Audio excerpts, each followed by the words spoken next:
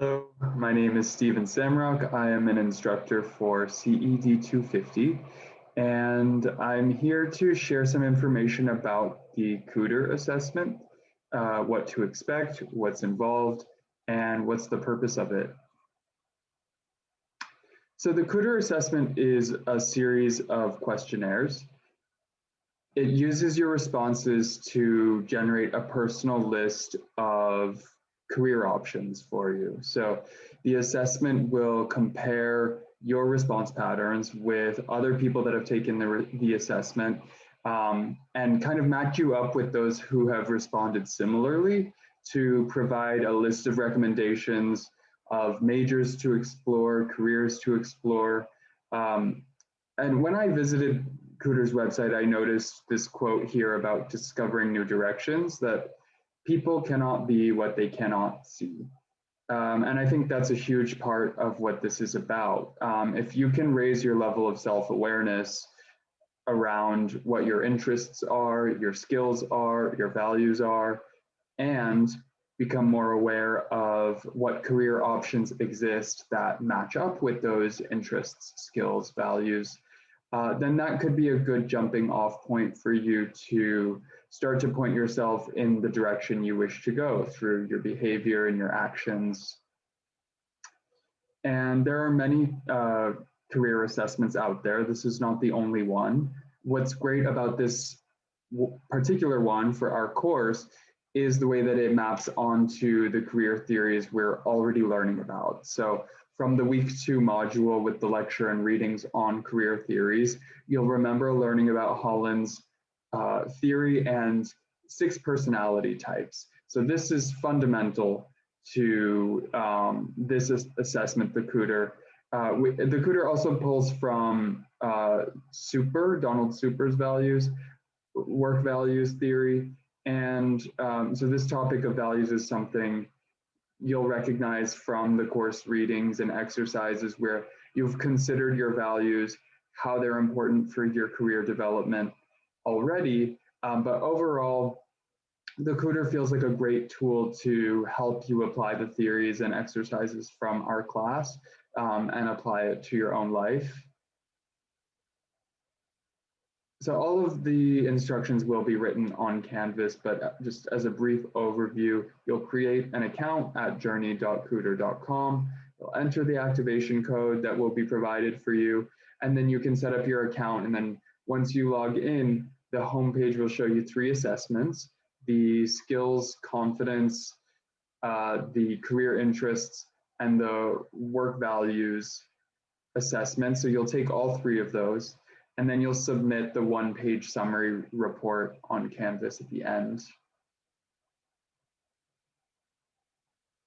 So I took these assessments myself, and I can just briefly share a bit about that experience. The first of the 3 assessments, this is the career interest assessment. This took me 6 minutes to do.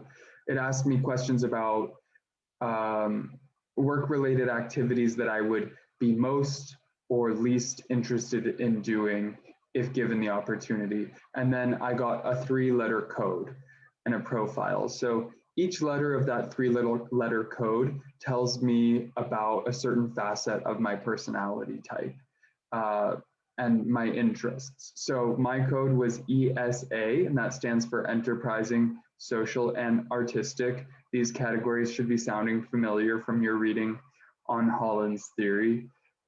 So the code goes in order from most to least prominent. So for my code ESA, according to the assessment, my enterprising interests are the highest, followed by social interests, followed by artistic interests. And then the website gave me a list of occupations to explore and majors to explore, and profiles of actual people whose codes were similar to mine and the careers that they have. And so that was interesting to see. I noticed most of them were business owners.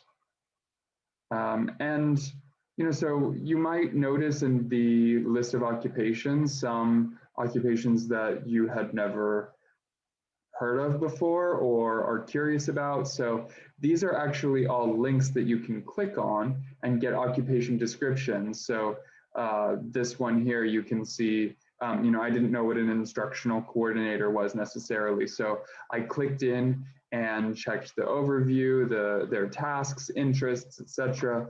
And I encourage you to poke around and kind of be curious with the results. So the second assessment, the skills confidence assessment, took me 7 minutes to do and asked me about the kinds of tasks, work tasks that I feel most and least confident doing as of now. And so similar to the first assessment, I get a 3-letter code at the end representing the areas of skill that I feel most confident in. And immediately I'm wondering, how do my interests match up with my skills, i.e. my capabilities? For me, both the skills and the interest codes contain the same 3 letters, but the order was different. So my interest code was ESA and my skills code was SEA, which tells me that I'm most interested in enterprising pursuits. Meanwhile, I'm most confident in the social pursuits. And then again, I'm given a list of occupations and majors to explore, this time based on my skills. And I can go around, poke around, and learn more about these options.